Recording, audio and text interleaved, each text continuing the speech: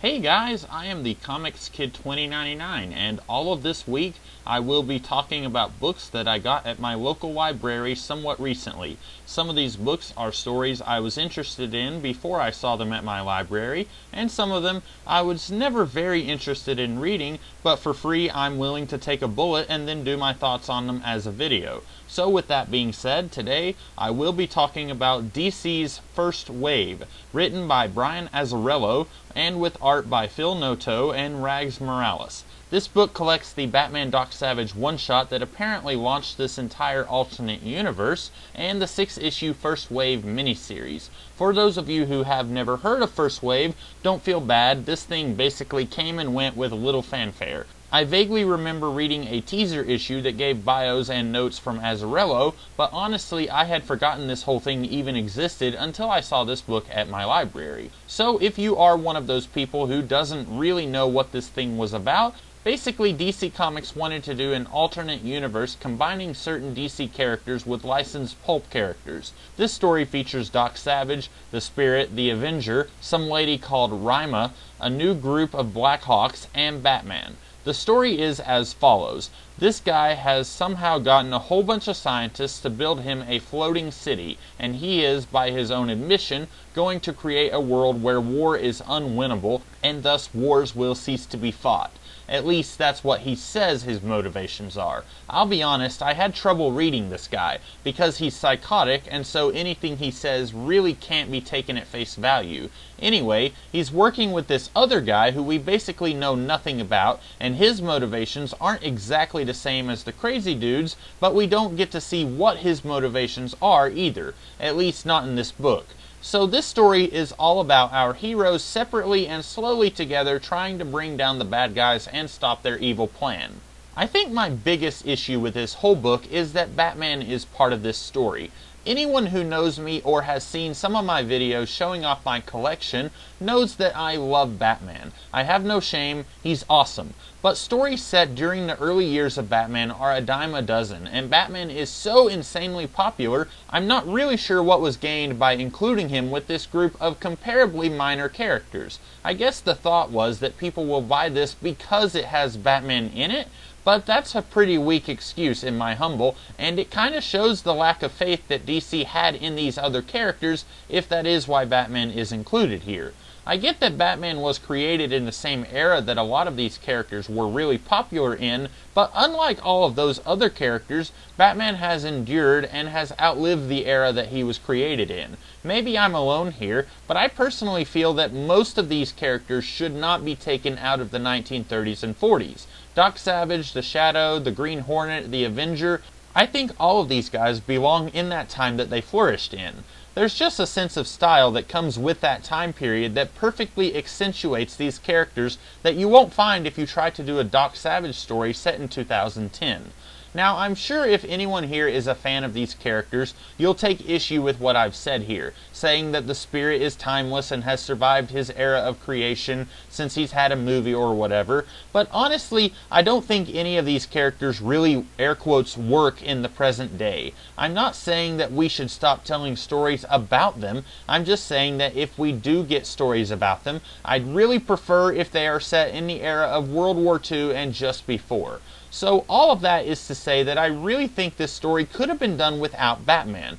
He's clearly not hurting in the way of popularity, and if you remove Batman from this book, then you've suddenly got a lot more room to explore some of the other characters who get overlooked. For example, I was most intrigued by the Avenger in this book, but I came out of this book knowing almost nothing about him. It is a problem when I learn more about a character in a character bio included in the back of the book than I do in the book itself. The same for this Rima Jungle Girl character. I literally had no idea who this girl was because her name is never mentioned until her brief bio at the end of the book.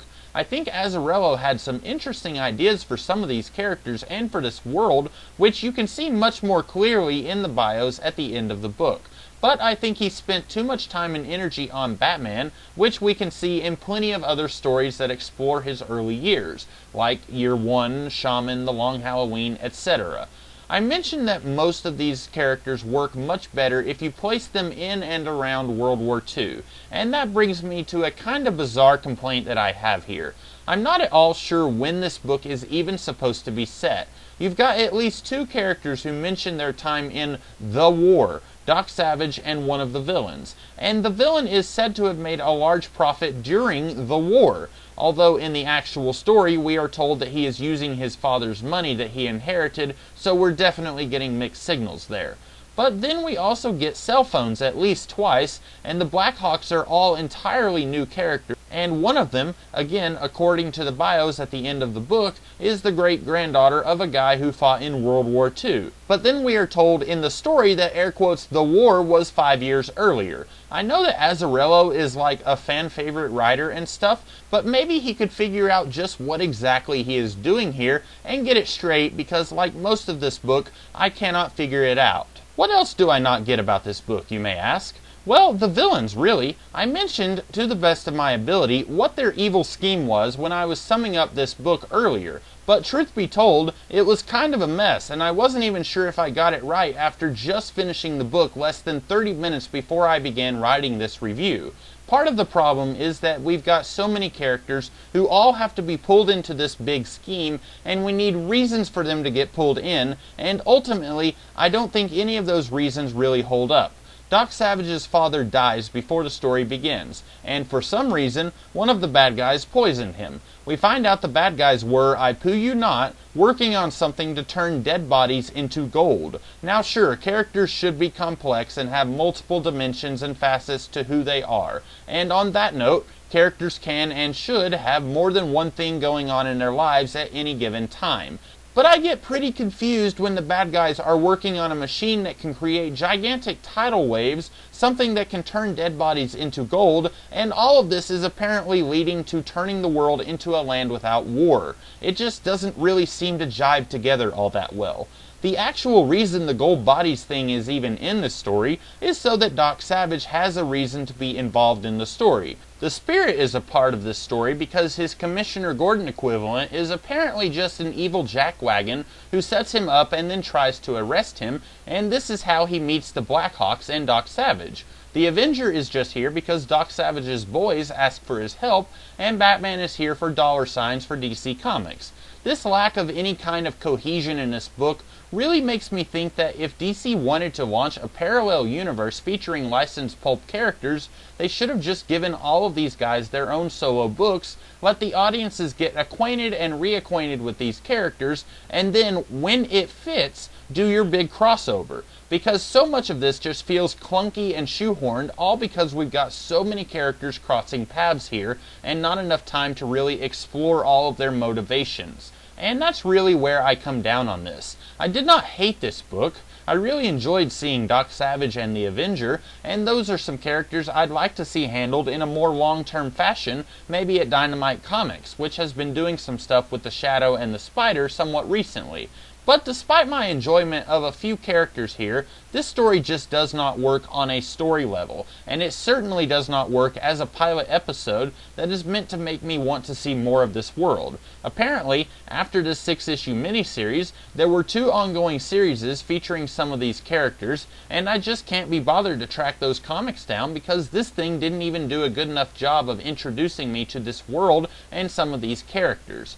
Even when I liked some of the characters, like the Avenger, I didn't get nearly enough of him in this story. I liked what I saw, but what I saw was not enough for me to make an informed decision. Oh, let me talk about the bios again. As I said, at times, they give us even more information about some of the characters than the actual story. Sometimes this information flat out contradicts the story, and then we get something like a bio for Black Canary, who doesn't even appear in this story. Does anyone know if she ever appeared in this world of stories? I guess I'd be okay with her being in this world, since she doesn't have the same level of popularity that Batman has, but if you're going to include her, then include her. Don't put her in the bios as if she's a part of this world, and then forget to put her in the story. Overall, I cannot in good conscience recommend this book to anyone. If you want fun, modern pulp adventure, there's better places to find that.